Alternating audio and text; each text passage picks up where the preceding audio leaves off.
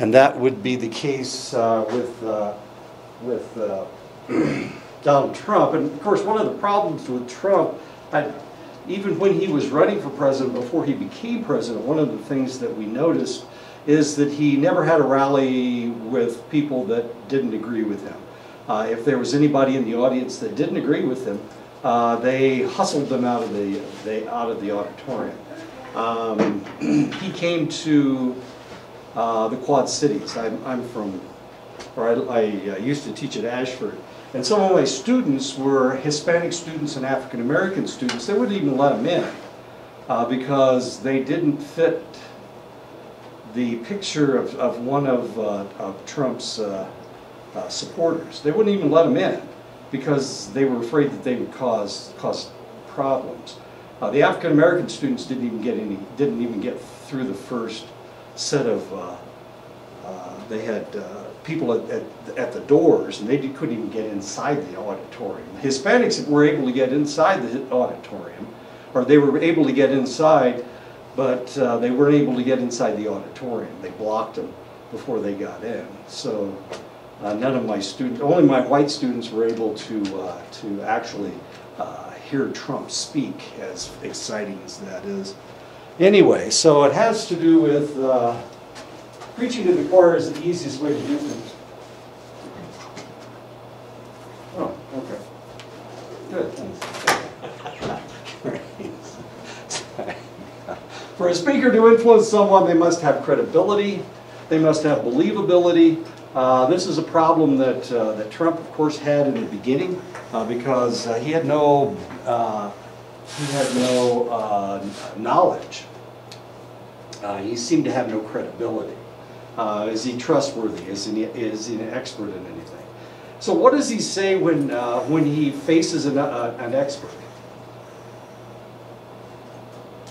What does Trump say? Trump says that my gut is smarter than most people's brains. Remember, he said that he knew more about ISIS than the generals did. Oh. Remember that? Oh man, I hope you don't remember that. And people voted for him anyway. Military people voted for him anyway. He's claiming that if he is impeached, that there will be civil war in the United States, and that the military will be on his side because they agree with him. Sounds kind of like a threat. It does sound like a threat, doesn't it? We had another threat over the weekend. There was a congressman from Iowa who said that if there's a civil war, that the red states will destroy the blue states because they have 1 trillion rounds of ammunition.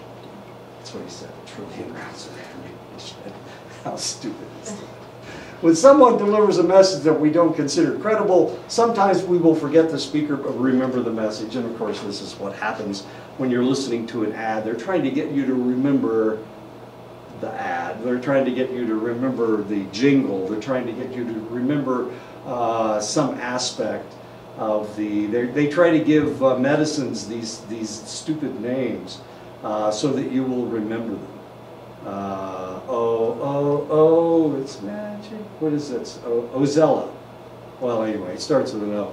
You're supposed to use that stuff if you've got diabetes because, of course, it's not for everybody, but you know, this is something that you're supposed to talk to your doctor about. And this is known as the sleeper effect.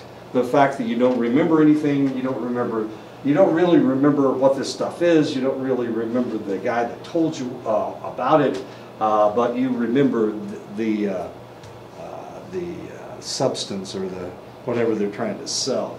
Low credibility may be caused by a discounting cue, such as when a prediction of improving economic conditions is given by a government spokesperson. People don't believe the government. We haven't believed the government since Vietnam because they lie to us a lot. Well, so we assume that they're going to lie to us. So why would we assume that anything that's coming out of the government right now is credible? And the answer is we believe what we want to believe. However, when the message eventually gets separated from the source, and of course eventually it does get separated from the source, the message may gain more credibility. One of the things that Trump has been saying over and over again is that there's no collusion, this is a witch hunt, it's a hoax, is what he's been saying. Now you may forget that Trump is the one that says it, or if you watch Fox News, you hear Hannity say it, you hear Tucker Carlson talking about it, you hear Judge Jean? I don't know. Anyway, you hear that strange lady talking about it, and sometimes we dissociate the message from who's actually saying it, and now we may repeat that message because we don't remember who said it to begin with. And so since Trump has been saying it's a witch hunt and it's a hoax from the very beginning, there are a lot of people out there that are just going, it's a witch hunt, it's a hoax. I remember somebody said it was a witch hunt and a hoax. And of course, if you don't remember who said it, then you believe what you've been told. Okay, so we're talking about the Communicator. This happened with weapons of mass destruction, WMDs in Iraq. One of the reasons we went into Iraq, well, the actual reason we went into Iraq was because we were afraid they had weapons of mass destruction and that they would hold the world when they would threaten the world with their weapons of mass destruction. So we invaded Iraq looking for all these weapons of mass destruction, trying to keep Saddam Hussein from blowing up the world, and as it turned out, we couldn't find any weapons of mass destruction. Now the people who believe that there were weapons of mass destruction in Iraq, they claim that they're buried in the desert somewhere. They're out there buried in the desert somewhere. Okay. But we haven't been able to find them.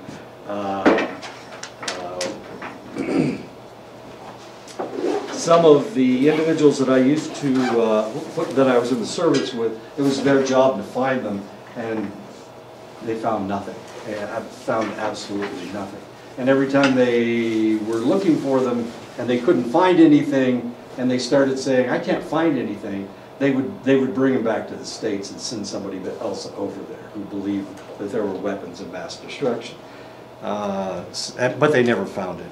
And of course, right after, about 6 weeks after the war started, George W. Bush declared victory. And of course, the war is still going on, strangely enough, despite the fact that we won the war 6 weeks after it started. Okay, but it's still going on. I know, it gets really weird. Anyway, weapons of mass destruction. But they want us to forget the fact that the reason we went into Iraq was to find those weapons of mass destruction. And of course, we found nothing. The war since then has been about the Sunni and the Shia people of Iraq fighting each other. Iran is, of course, primarily Shia, and they sent militia forces into Iraq. The Syrians sent forces into Iraq who were Shia, and of course now all of a sudden we've got this god-awful civil war going on with people shooting at each other. We don't know who the bad guys are, right? Now usually if the other guys are wearing uniforms, they're the guys in the brown uniforms. They're the guys in the green uniforms. It's easy. They're the ones with funny looking helmets on. That's easy. But this was a tough one, because we had the Shia and the Sunni, and the question was, who are the good guys and who are the bad guys? And we had no answer. We strangely had no answer. So, anyway, the Communicator. People can be afforded expert status either through their experienced knowledge, like doctors. Doctors are experts as far as medicine is concerned. PhD in psychology would be an expert as far as suicide is concerned. Now the question is, who has the most expertise as far as suicide is concerned? Would it be a PhD in psychology, or would it be an MD? And the answer would probably be a PhD in psychology, because they study this stuff. Does a doctor study suicide? Well, he studies dead bodies. Well, maybe he does. Probably he just ignores it. So he isn't really an expert as far as suicide is concerned. Individuals who deliver information in a straightforward manner rather than a hesitant manner are considered more believable, and you can take that one to the bank. Who else do you believe? When people look their audience in the eye, they are perceived by the audience as more believable. So if you can deliver your message without stuttering, you're okay. As long as you're looking people in the eye, you're okay. Trustworthiness is also higher if the audience believes the communicator isn't trying to persuade them. So if I were trying to sell you timeshares in a, I don't know, whatever, then you would be more likely to believe me. We also perceive as sincere individuals who argue against their own self-interest. Self-interest. This is Green Jean and Harvey Selby. When the environmentalist known as Green Jean spoke at a rally to save California coastline from offshore oil drilling, she really didn't persuade anyone not already convinced to change their minds. She's an environmentalist. Of course she didn't change it. But when Harvey Selby, a former vice president of Arco Oil, spoke out against the drilling because the oil company's callous feelings about the environment and drive for profits, he was much more persuasive, of course, because it goes against his self-interest, potentially, Harvey Selby.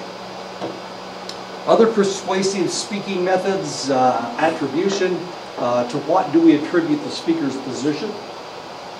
So if we were listening, well, let's take Trump again as an example. So how do we feel about Trump and Russia?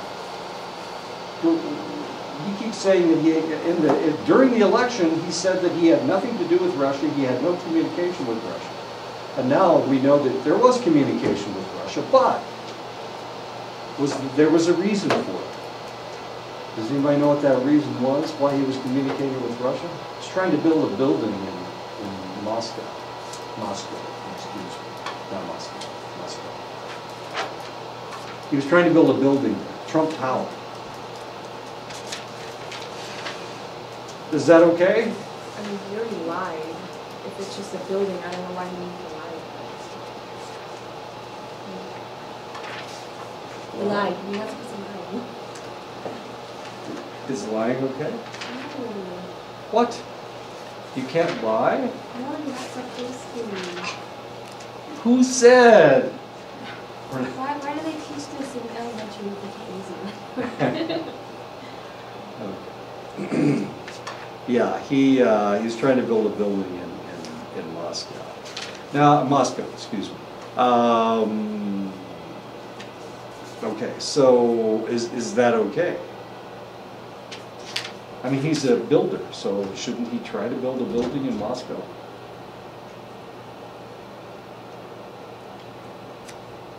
Not if he says that he didn't have any communication with them. Yeah.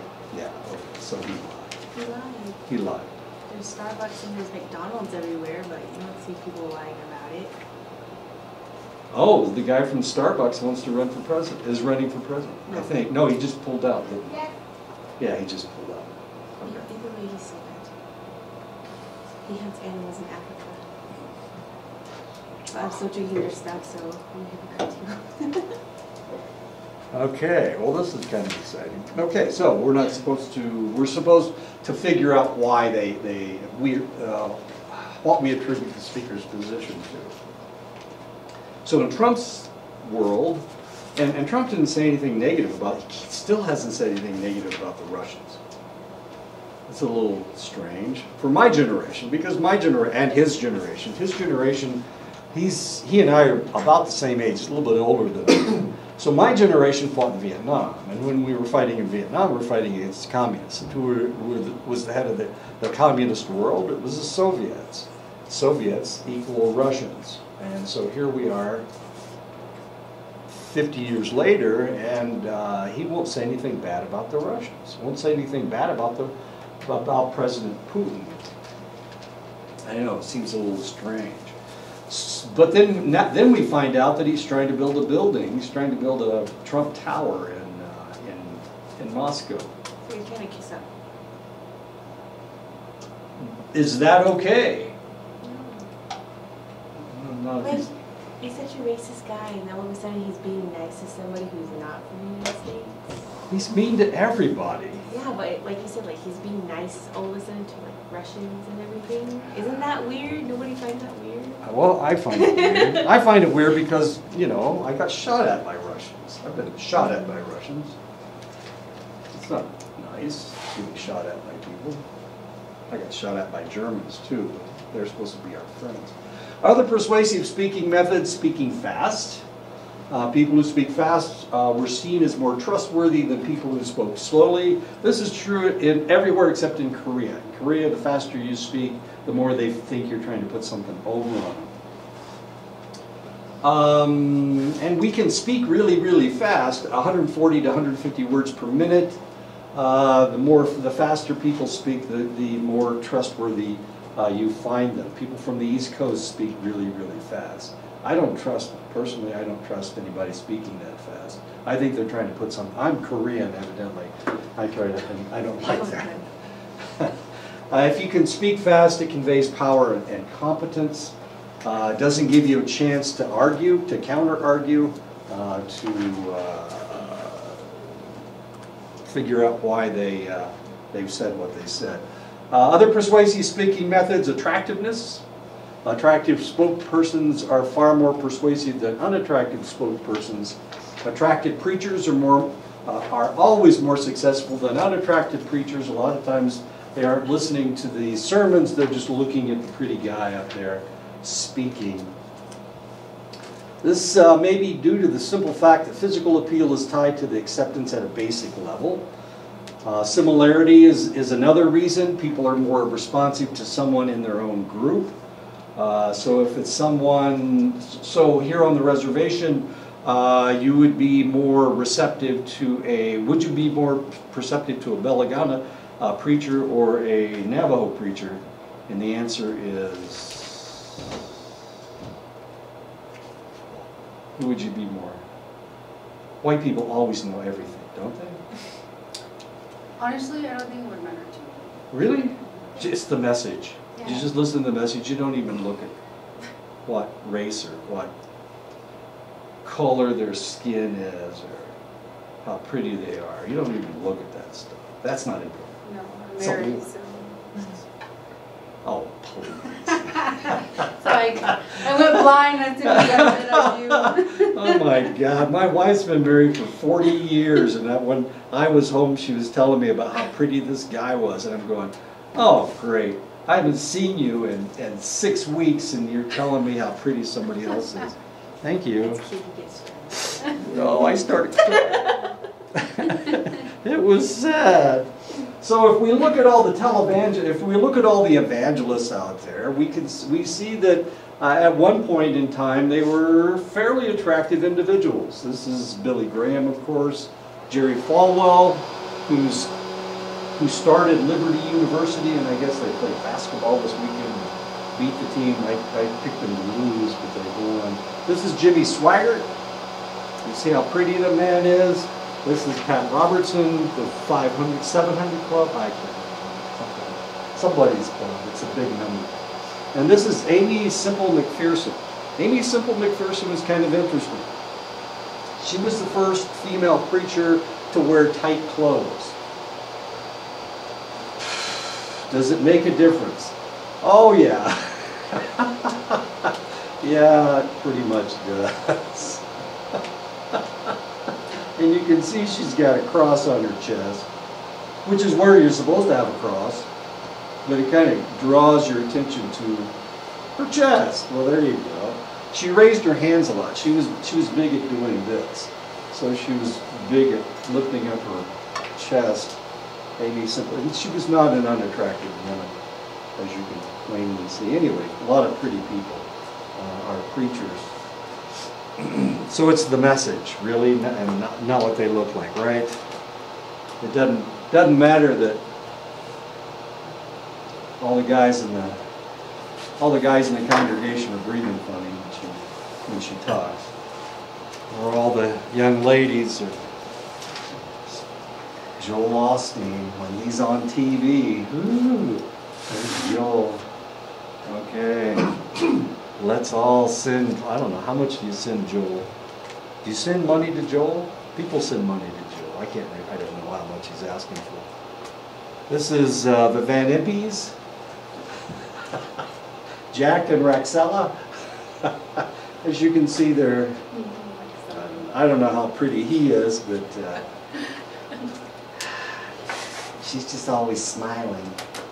Raxella. Her hair keeps changing colors. Sometimes it's blonde and sometimes it's whatever that color is. The Bakers, Tammy Faye and Jim Baker. Big mess, huge mess. They had $1 billion televangelist enterprise going. I can't even remember.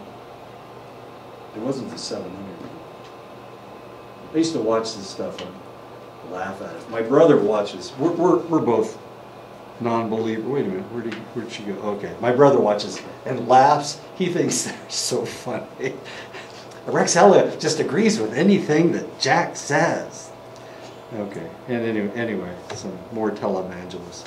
And Jim would say something, and all of a sudden, Tammy Faye would come down from the audience, and she'd be crying, and her mascara would just be running all over her face. I don't know what that has to do with anything. Some people like that. She had big hair and no eyebrows. Eventually, he was arrested for fraud. Dolly Parton has built Dollywood.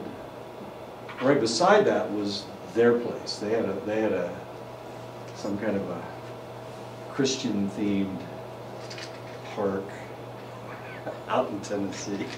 Anyway, yeah, he was pocketing most of the money, I guess. Anyway, he got thrown in jail. He was had a boyfriend while he was in prison, and then she married somebody else. She divorced him and married somebody else. Anyway, a lot of fun. The Bakers, Tammy Faye and Jim Baker. Baker with 2 Ks, of course. We don't just 1 K. Why would 2 Ks be important? You guys have a clue? This has to do with crazy white people.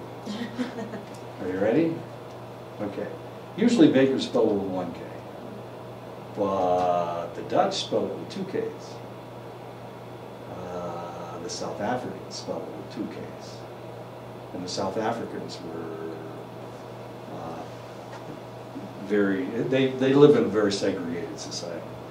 So the 2 Ks really spoke to people, especially white supremacists, because of the fact that it was attached to to South Africa.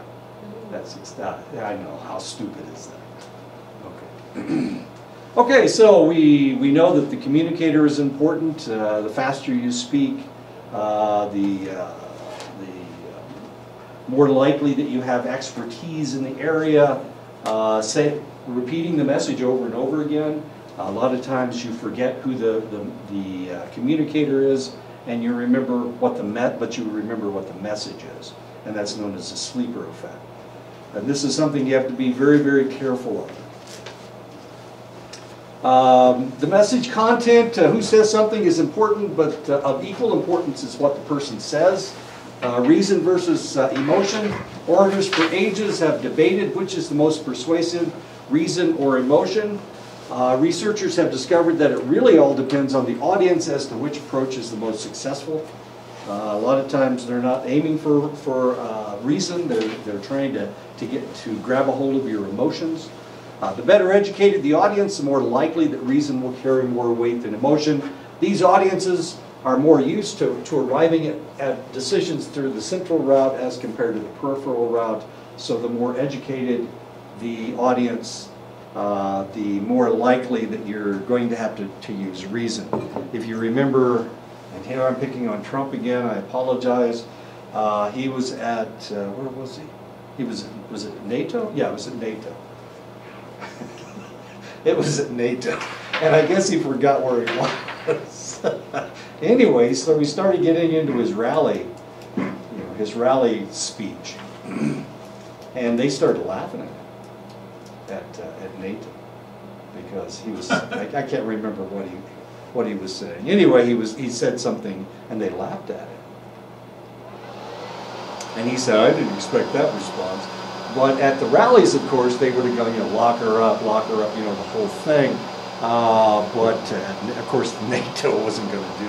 The people at NATO weren't going to do that. They were an educated group, and they used reason rather than emotion. And of course, he used yes, sir. Would the way someone looked be considered under emotion? I was just thinking with The attractiveness? mannerism or attractivism, because with John F. Kennedy's debate with Richard Nixon, the fact that he was sweating. yeah. Yeah, and of course, Kennedy was much more attractive than Nixon. He was a little bit taller than Nixon, too. The people who listened to it thought Nixon won the debate. They listened to it on the radio. Well, right, but People when they who watched saw it, on- if they people watched, who watched it on TV thought Yeah. that Kennedy won. yeah, because of the flop sweat on Richard Nixon. So would that be considered like emotion? Something under emotion? Well, it has to do with attractiveness. Attractiveness? Yeah, and expertise. He looked like he didn't believe what he was saying because he was sweating, and that's what people do when they lie to you, that they said sweating. Another thing that you can watch during a debate is how many times they blink their eyes. People blink their eyes when they lie. They don't blink their eyes when they're not lying. So that was one of the things that the people will count the number of times that they blink. And the more you blink, of course, the more people will read that you are not telling them the truth. I think if you constantly look to your left, like when you're answering a question, then you're most likely wrong. Most people look to their right if they're telling the truth. And I know they tell us that, but you have to be careful, because if somebody knows that, they will constantly look to the right. Researchers looking at major elections have discovered that when decisions about candidates are established by reason, emotional appeals do not work. On the other hand, when decisions about candidates are based on emotion, reason has very little impact on changing an individual's mind about the candidate. And of course, this is kind of a problem. This is what we had with Barack Obama. Barack Obama was, a lot of people didn't like him because of his race. And people were mad because he was elected president. So the next election, so Obama gets elected twice. So the next election, who did we elect? We elected Donald Trump. Well, that was kind of an interesting decision. Why in the world why would we elect Donald Trump after Barack Obama? Barack Obama was a very serious man. He was a very serious president, and here all of a sudden we get this almost clown. He makes fun of everybody. He gives everybody these horrible nicknames. He called Kim Jong-un Rocket Man. He challenges people. It's like he's challenging them to a fight. It's like he's trying to get impeached. Like, I didn't know I was going to win. Well, I don't think he's trying to get impeached, not at this point. Yes, sir. I think a lot of it has to do too with how strong a person looks, how confident they look. Again, going back to that. Because Ross Perot, when he ran some years back, he didn't really have a plan. He just said, I'll do whatever the people want to do. I'm going to be the people's president. And which should have been like a selling point, but because he had no plan of his own that he was going to implement, that people thought he didn't know what he was doing, and they didn't vote for him. And what did Donald Trump say? He said, I'm going to do away with everything that Obama has done. So he was aiming at the people that really hated Obama, really hated everything that he said. I have a lot of friends that are they're military people, so they're relatively conservative. And my God, these people hated Obama. It didn't make any difference what happened. The economy right now is really strong. The economy's been improving since 2007, and the reason is because we had that recession, and it really destroyed our economy. But it's been coming back relatively strong since 2007. Well, through 8 of those years, Obama was the president of the United States. but nobody gives him credit for it. Nobody gives Bush credit either. He was the president in 2007. He actually set those policies in 04, 05. And then they started to take effect into 07 and 08. Well, be careful, because in 04 and 05 set up the recession. Yeah, because Obama inherited how he was recovering. But who did that recovery? It wasn't the president, it was Congress. It was a Democratic Congress that set the recovery in motion. So we've got this thing taking place, and the recovery's been taking place since 2008. The economy's been going up relatively steadily, and it actually hasn't improved that much. It's still the same steady gain that we've had before. He keeps bragging about the number of jobs that he's created, but we created more jobs last year at the same time. But nobody looks at it. Because, I mean, well, you know, it all depends on whether you're watching Fox News or you're watching another news station. Because, I mean, the economy is strong, and it stayed strong. But it's been recovering since 2008. Anyway, this is not that funny. I condemn Nazis when they're late for work. All these individuals have said some fairly controversial things. Gork is no longer in the administration, and neither is Bannon. Bannon's gone, but Miller's still out there somewhere. Isn't he on trial? I'm sorry? Isn't Miller on trial right now? Miller? Yeah. No, I don't think so. No. Well, someone's on trial. Yeah. Right now. Yeah. I'm sick and tired of all my opponents twisting my words. Hillary's sick and tired. Oh yeah, that was Hillary. They claim that she stumbled at one point. And they claim When she threw up getting into her SUV.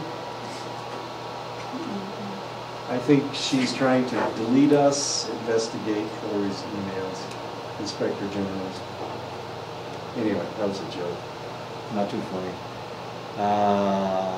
What just happened? Oh, turns out that Jared Kushner and Ivanka have been using some kind of Twitter thing to communicate with overseas, communicate with leaders from overseas.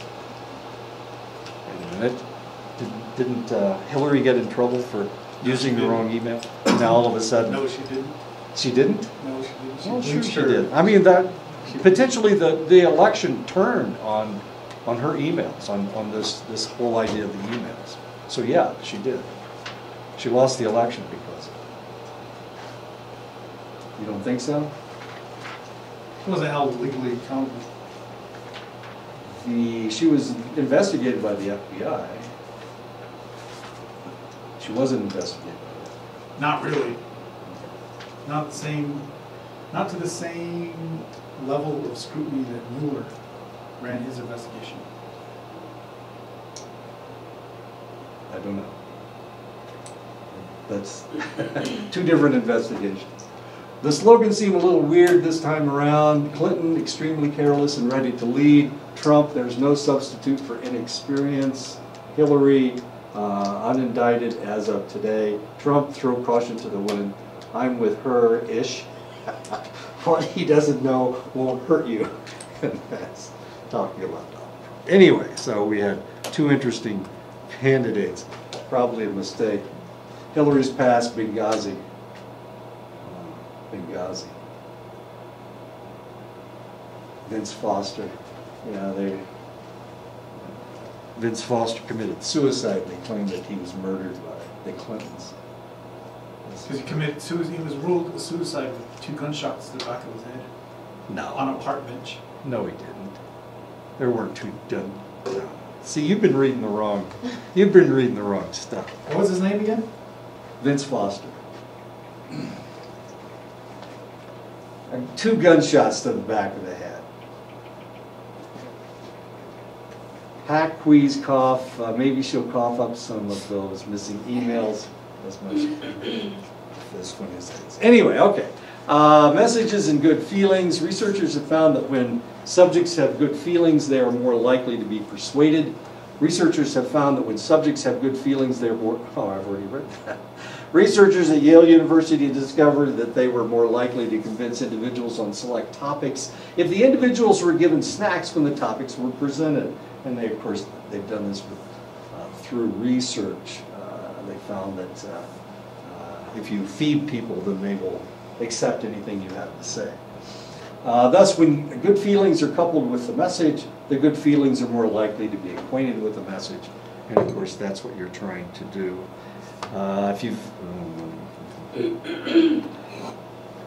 Messages can also be affected by evoking negative emotions. Governments have been trying for years to persuade people to stop smoking, taking drugs, and buckle up when they drive.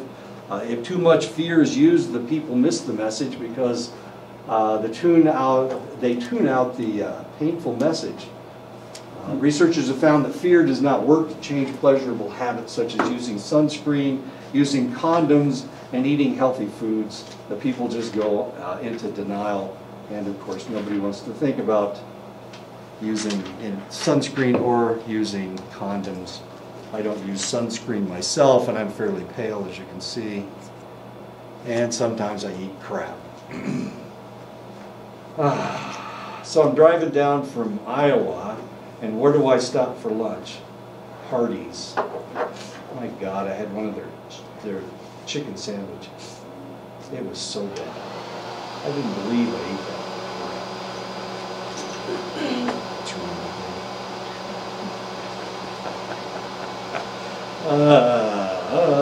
There you go. Anti-smoking advertisement.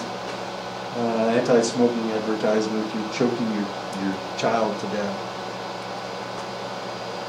Major cause of stroke, very addictive, raises blood pressure, suppresses immune function, dulls senses of smell and taste, reduces your stamina, wrinkles your skin, leads to depression and fatigue, may cause fatal heart attacks, may cause emphysema. But people smoke anyway. All these things, and they smoke anyway. And of course, this is the meth advertisement. Meth advertisements. Without a seatbelt, a crash can be deadly, even at 20 kilometers per hour. And of course, he's got a hole in his head because he didn't wear his seatbelt. Message content discrepancy. When the message is very different from the message that people want to hear. Only a credible source can change people's behavior. I don't think that works. I've been trying for years. This is what happened over the holiday. My wife went to the doctor, and the doctor told her that she's pre-diabetic, that she has sleep apnea. What else is wrong with her? She's got all this stuff wrong with her. And this is like I got there on Friday night, and she dumps all this stuff on me on Saturday. Oh my God, that was a real pleasant conversation I had with my wife. I'm dying. I'm just so old. And she's got now we just replaced both of her hips. Now her knee's starting to go out, so she can't walk. Just all kinds of stuff. Did he get shot twice? No, you were right. I was confusing him with Seth Mayer, the other guy that was with DNC. Yeah, but he ruled him as suicide. No. He was shot twice. No, they didn't rule him as suicide, wasn't he? He was a mugger. Well, that's what they say, but they didn't take anything. All his valuables, all his wallet, everything, he still had it. That wasn't the suicide. They didn't rule that one as suicide. They ruled that one that he was mugged. Yeah, I got the two mixed. Two of them mixed up. Seth Mueller and Vince Foster. Yeah, Vince Foster shot himself. Mouth, yeah. I was thinking the forehead, but people don't shoot themselves in the forehead. Okay. Anyway, okay, so if it's a non-credible source, it's less likely to persuade an audience, even if they don't disagree as strongly. One-sided versus two-sided appeals. One-sided appeal works best with people who agree. A two-sided appeal works best with those who don't agree. And of course, we're arguing back and forth this. What role do you think ego plays in arguments? I'm sorry? Ego. What role do you think ego plays? Is that Oh, ton, yeah. Yeah, if we're arguing back and forth and you have a point of view like just happened with Vince Foster, you know, I'm not going to convince you, even though I know that it was ruled a suicide, but I know that he wasn't shot twice in the back of the head. But you were convinced that it was. You got two things mixed up. Yeah. Okay. So it was. I knew what was going on, and you knew what was going on, but we didn't agree with one another. So you had to look it up. So it's both of our egos were in play there. Yes, ego has a lot to do with it. Would that be under emotion then? No. No, it's me being convinced that it's not emotional. I'm not going to get angry about it. Oh, okay. Okay. I always find it's best to admit you're wrong when you're wrong. I try not to. I'll blame anybody else. Who am I going to blame today? Primacy versus recency. Primacy effect, when all things are equal, the information presented first usually has the most influence. So if you were watching, let's say you were watching CNN or you were watching Fox News and they started talking about Vince Foster, if the first thing that you heard was that Vince Foster was murdered by the Clintons, like this Clinton cabal, then it would be very difficult to convince you otherwise. That would be the primacy effect. Do you see that happen with rumors? Yeah, oh yeah. Yeah. Yeah, they start, and my goodness. And it's really bad here on the reservation. I don't know if you guys have noticed that or not. No, that's what I'm talking about. Even if you know the person and you hear something crazy about them, you'll be like, really? Yeah, exactly. You don't argue with it. Come on, you guys. You know that can't be true. At times, the information presented last has more of an influence than what was presented first. And this is known as the recency effect. When enough time separates the two messages, the audience commits itself soon after the first message, of course, then the recency effect will not take place. So you have to address it quickly. Yeah, well, that's one of the reasons, and we see this in politics all the time. It's one of the reasons why Trump attacks, when people say something negative about him, he attacks right away. And he attacks vociferously, as he has been doing with John McCain lately. He's trying to blame John McCain for the Steele dossier, because that's how the FBI got it. Because he presented it without verifying.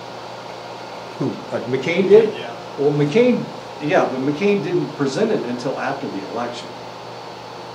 He didn't give it to the FBI until after the election.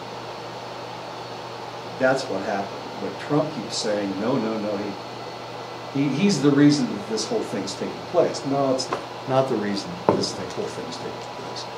It has to do with Papadopoulos. Papadopoulos had bragged to an Australian minister that he was communicating with the Russians. And that's when the whole thing started. That's when the Mueller probe actually started, or the probe into Russia actually started. Yeah, it's going to get interesting because the Mueller has, he's done, he's finished, and he has submitted his report. So now we'll see what comes out of it. We haven't heard yet, but he submitted it on Friday. And so potentially one of these days we're going to get the message as to whether Mueller felt that Trump colluded with the Russians or not. Should come out this week sometime maybe. Active experience versus passive reception. When people actively receive a message, taking notes, highlighting, responding, they're more likely to remember the message than when they passively receive information. So if you watch television, a lot of times you can't remember. You watched 5 shows last night, and now you can't remember what they were. You can't remember what the plot line was. notes. Why? Well, you weren't taking notes. You're a passive acceptor of information. So potentially you're maybe you watched 60 Minutes last night. I don't know. I didn't watch it. I didn't get home in time. But you're not taking notes. You're not highlighting anything. You're not writing anything down. As long as you're a passive receptor, you have a difficult time accepting information. Now, one of the reasons why advertisements have to hit you over and over and over again with their advertisement is because it's all passive reception. Whether you're reading a magazine, you're flipping past all the advertisements, you're watching television. Usually I try to watch television that doesn't have advertisements, but if it does have advertisements, I see the same thing over and over and over again. And eventually I get the idea that of these advertisements, but it's all passive. And that's one of the reasons why they have to repeat things. They have to attach their information to something like a song, so that I will remember that song. Well, I just sang you a song. Oh, it's magic is an advertisement for some anti-diabetes medication. As strange as that may seem. Ozella. It's Ozella. Now I remember that. Why in the world would I remember that? I remember it because of the song, the damn song. That's why I remember it. So if they can tie something to a song, then potentially, of course, you're going to passively receive that information. Readily accepted material, anything that has to do with attractive people, anything that has to do with sex, anything that's funny, anything that's frightening. All of these things will give you that information, and it will put it in your mind. Maybe it's somebody that you like to see on television, an attractive woman or an attractive man. This will attach that piece of information to the thought of this select individual. There was a Liberty advertisement, Liberty Insurance. They keep doing these things. Liberty has a guy with huge calves. Oh, yes, My God, they're like this big. That's not right. But I remember it. See, that's the problem. So it's funny. Oh, I like the one where he's all like in the shadows. Oh, and right. He's trying to keep his identity, and someone flashes it, and he goes, "Is that you?" And he flips over. And he jumps over. Yeah. But you remember it. Like Yeah, it's Liberty Insurance. I'm sorry, you were going to say something. I was just going to ask if the like sexual attractiveness, if that's because our brain is like it's getting to our primal Exactly. self. We're hardwired, and we notice these things, and we don't have a choice. It's because that's the way that we're put together. So if you're pretty, then you're. Yeah, you're going to remember this lady because you liked her hair, or you're going to like her. There's one lady on a Liberty advertisement, and she has huge breasts, and you're thinking, why? What does this have to do with insurance? It has nothing to do with insurance. It's just trying to make you remember that because of this lady standing there beside her husband, and they're arguing back and forth.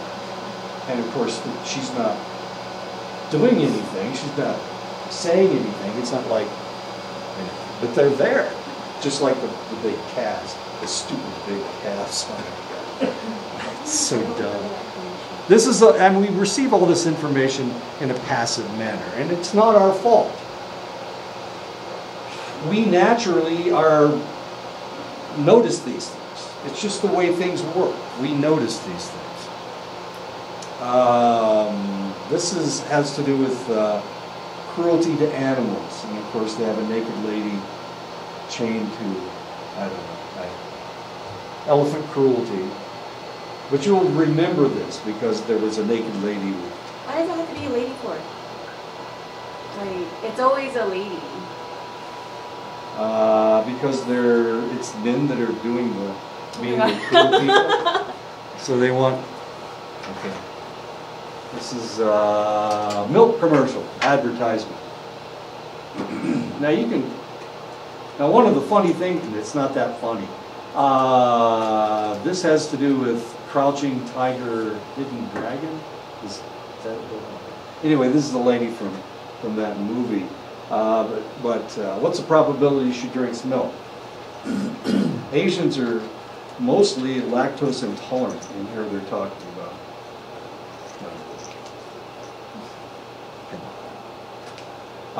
Two of the prettiest people in the world. These are both Bollywood actors.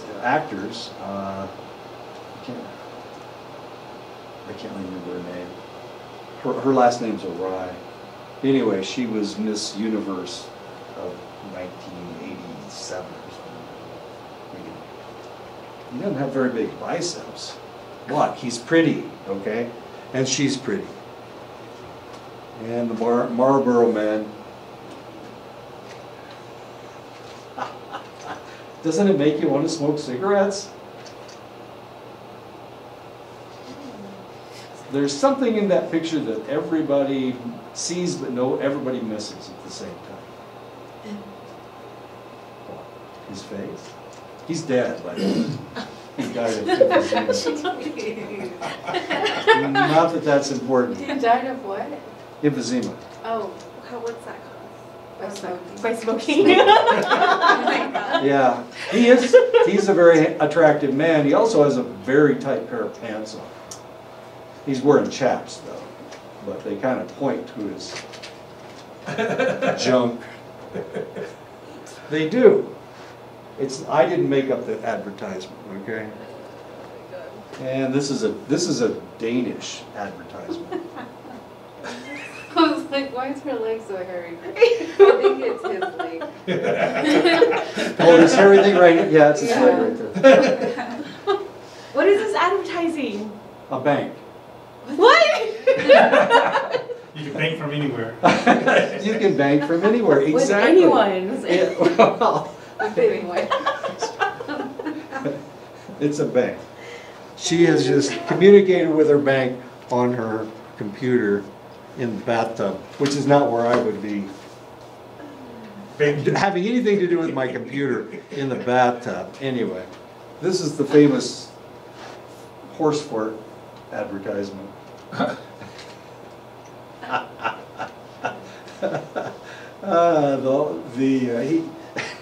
He gives her a candle. They're on a winter sleigh ride, and he gives her a candle. He gives her a beer, and she's holding the candle, and the horse farts. The horse farts, and that's what happens. That's not going to happen. It is methane. I'll have to admit it is methane, but that's not going to happen. This is a Viagra commercial. This is Oh my God. yeah, the first Viagra advertisement. Yeah, isn't he a little devil? Viagra is shaped like two triangles put together. It's football shaped, kind of. Oh. Yeah, this doesn't make any sense You unless probably you should have understand. put horns or associate anything with that. Well, those are half of the pills. I know, but they look like they're horns. I know, of course they do, because Horny. he's horny. Of course he is. Which would you rather have, a cholesterol test or a final exam? And of course, the final exam is the autopsy. I used to work in autopsy, so this is I get the humor here. How the message is delivered, personal versus media influence. People tend to be a more powerful influence than the media. So if I'm talking to somebody that I know or somebody that I don't know, but if they are presenting that information to me rather than me listening to the media, then they will be more powerful. I'm more likely to believe them than I am the media. In a famous study from 1954 by Samuel Eldersveld and Richard Dodge, three groups of people were created over a select political issue. This is in 1954. The first group were just allowed media coverage. 19% changed their minds and voted for the proposal. The second group were influenced through mailings. 45% changed their minds and voted for the proposal. So in the next election, if you start getting things in the mail, now you know why. It's because it works. And well, it does work. It works 45% of the time. However, if somebody doesn't advertise, somebody doesn't send out flyers, then the probability that their message is going to get through, they need to be on the news from time to time, the media needs to cover them, they're only going to get about 20% change. But if you mail things to people, even though they throw them away right away, 45% change. However, if you wander around and knock on people's doors and say, hi, my name is whatever, and I would like you to vote for me, 75% change. So you're more likely to change people's minds.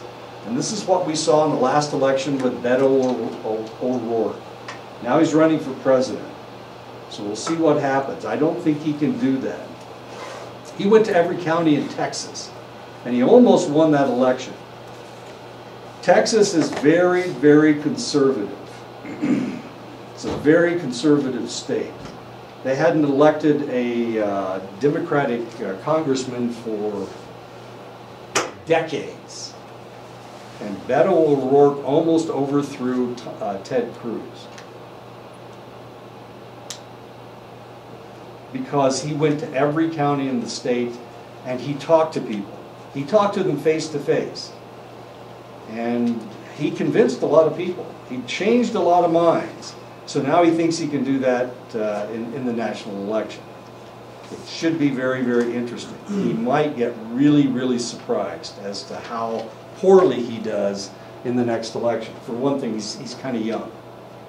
But we'll see how this works out. I wouldn't have predicted that Barack Obama, that it was time for Barack Obama to be president in 2008. But he was elected president. I was shocked. I thought his name would destroy him. It was too close to Osama bin Laden. And yeah. It sounded too Muslim. I didn't think he was going to do it, but he did it. He was able to do it. Despite the fact that he had all the white supremacists against him, just because of his race. But he was still able to get elected. Anyway, so if you can make a face-to-face appeal, 75% change. Now this is in 1954. Does that apply today? Probably it does. One of the other things that that Obama did was he advertised a lot on the internet. He tweeted a lot. They had Facebook pages. But see, that happened in the last election as well. Now we know that the Russians had something to do with this. We know that the Russians were trolling our election, and that they were in favor of Donald Trump. I mean, Putin said it right in that one conference that he wanted Trump to win the election, and 12 Russian GRU military people were indicted by the United States government. Not that we'll ever see these guys. But all governments do that. I'm sorry? All governments do. We do that too. Barack Obama influenced elections in Israel. We do that all over the place. We do it too. I'm not saying we don't do it, but they use the internet. They were using Facebook. They were putting advertisements on Facebook. Some of the advertisements were really kind of interesting. The one that if you vote for Hillary, then you're voting for Satan. That was a good one. I know. And of course, who in the world said that? Well, it turned out to be the Russians that said it. So we'll see what happens. We'll see what happens with the Mueller report. They've already indicted, what, 39 people from the Mueller investigation? So we'll see what happens. Two-step flow of communication. In most instances, the media's influence occurs through opinion leaders represented on the media, which in turn influences others. This is known as the two-step flow of communication. Thus, media influence often occurs despite the fact that a select individual may not have access to it. You don't have to have access to the internet. We just had a conversation about Vince Foster being shot in the back of the head. Now, where in the world did you get that piece of information? You got it off the internet. Now, if I had believed what you told me, that he was shot twice in the back of the head, that's a two-step flow of communication. You told me, you got the information off the internet, you told me, and I believed you. And I believed it? Yeah, you believed it, yeah, whatever. Yeah, but it came off the internet. And actually that happened a lot in the last election. I was getting all kinds of crazy propaganda that dealt with Hillary Clinton and Barack Obama and all kinds of crazy stuff. I mean, this was insane stuff. And you could prove that it was wrong, and you could tell these people, this is propaganda, this isn't correct, this is incorrect. And they'd say, I don't care. I hate her. I don't want her to become president. I'll do anything to keep her from becoming president, which was what the Russians were doing too. So it's just because you don't have access to that piece of information.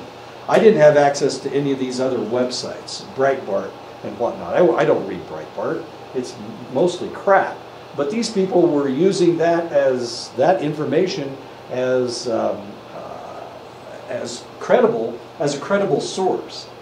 So you'd argue with them. You'd say, look, Snopes says that this doesn't work. And they say, Snopes is a communist organization. And as it turned out, well, it's liberal. It was upside down and backwards. They were calling Snopes communists, but in reality, the Russians were feeding Breitbart all their information. Order of persuasiveness, live presentation is the strongest. Videotape presentation is good. And of course we see that from time to time. Audio tapes where you're just listening to their words and not seeing their face. Or written presentation is the least likely to change somebody's minds. Once upon a time, of course, we believed everything we read in the newspaper. We believed everything we read in Time magazine, or we believed everything we read in Newsweek. Now, of course, people believe everything they read in blogs. They believe people. They believe these things. I have a friend that keeps sending me all this crazy information. He told me 10 years ago that who's the actor? Wait a minute. The black actor that just got arrested. Cosby? Yeah, Bill Cosby. Well, Bill Cosby was doing this stuff to women. And I'm going, oh, it can't be. No, he's America's dad. Everybody loves Bill Cosby. He's such a sweet, sweet guy. Well, not when he's trying to rape somebody, I guess. Anyway. The more complex the message, the more persuasive written presentations become. The audience, the people with low self-esteem, are often slow to comprehend a message, and therefore they're hard to persuade. People with high self-esteem may comprehend yet remain confident in their own opinion. That was what was going on between the two of us. We have high self-esteem. Our egos were strong enough that we were confident in our pieces of information. People with moderate self-esteem are the easiest to influence. So if you have low self-esteem, you don't believe you have a hard time being persuaded. You think everybody's trying to talk you into things. If you have a high self-esteem, you don't believe anybody. You think you're smarter than they are. My gut is smarter than everybody else's brains. But if you're right in the middle, those are the people that are easiest to persuade. So when people talk about Donald Trump's base, they're not talking about a group of people with low self-esteem. They're talking about a lot of people with moderate self-esteem. Those are the people that go to his rallies. They're the people that enjoy going to his rallies. They're the ones that wear all those strange t-shirts and call people, wait a minute, what's the word? What are they called? Butterflies? Is that Snowflakes. Snowflakes, that's what it is, yeah. Somebody said that to me the other day, and I'm going, what are you talking about? Snowflakes, what are you talking about? And he was a very conservative individual. And he was talking about people that are easily influenced by liberal ideas. Age, life cycle explanations, attitudes change. They become more conservative as people age. Generational explanation, attitudes developed in youth persist unchanged. They tend to be different from attitudes developed by people with lesser different experiences, and therefore a generation gap develops. The people from my generation are maybe the people that elected Donald Trump president.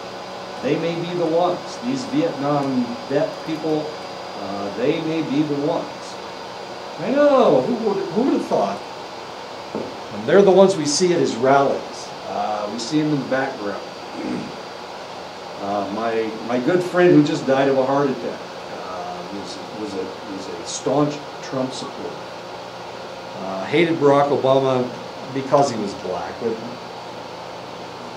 hated everything that he did. Thought that he was the biggest criminal the world has ever created. The generational explanation is the most evident of the two explanations. Older people are less likely to change than young people are. So if you're liberal, you will stay liberal. If you're conservative, you will stay conservative. Research shows that as people age, they change their attitudes. Their attitudes tend to evolve with changing times. Though they may be more set due to experience than the more easily changed young person, the young are more readily influenced by what the older person sees as fads. And of course, those of you who are looking on your telephones, I'm actually looking at the time. I use my telephone as a clock. Yes, sir. What about if you change locations? You know, this gets kind of interesting because military people do this all the time. They go to Texas, they start acting like Texans. They go to Maryland, they start acting like East Coasters. You know, they go to California and they start surfing, You probably have seen this a lot. The military people, a lot of them are malleable. They just... I asked that because I think I was more conservative when I was on active duty. Okay. And since I've moved here, I've become more liberal? Yeah, a lot more than I used to. Well, it's probably because you're in my class, I'm guessing. It's why you become... People have asked me that. They said, is it because you're in college? Is it back in school and you have a lot of liberal instructors? And I said, I don't know. It's interesting. Probably the most liberal instructor you have, I'm guessing. I know I am. I'm the most liberal instructor on campus, so... But I don't think I'm changing your mind. I did change your mind about Vince Foster. I changed my mind on a lot of things. Miranda Haskey's another instructor that just presented me. I'm open if facts are presented. I'll look at them. Right. Sometimes I'll change my mind. Sometimes I won't. I like to look at the source of the information, where it's coming from too. I'm open to learning. And I always say that, like, even here at Diné College, sometimes there's traditional stuff that gets shared. I don't necessarily agree with it because of what I was taught. But I didn't come to Diné College, or I didn't come to college because I know everything. I came because I wanted to learn. That's good. The difference between when you're in the military and here is that when you're in the military, one of the differences is that you're working with global politics rather than local politics. And local politics tend to be a lot more messy than global politics. It's fairly easy to know who the good guys and bad guys are. The people that are shooting at you are the bad guys. Yeah. Okay. That makes sense. Yeah. Okay. Anyway. I know, same thing happened to me. Except I was more liberal when I was in the military. And I kept arguing. Well, Ronald Reagan was president. The guy was just a jackass. Anyway, we need to stop right here. We'll pick this up next time.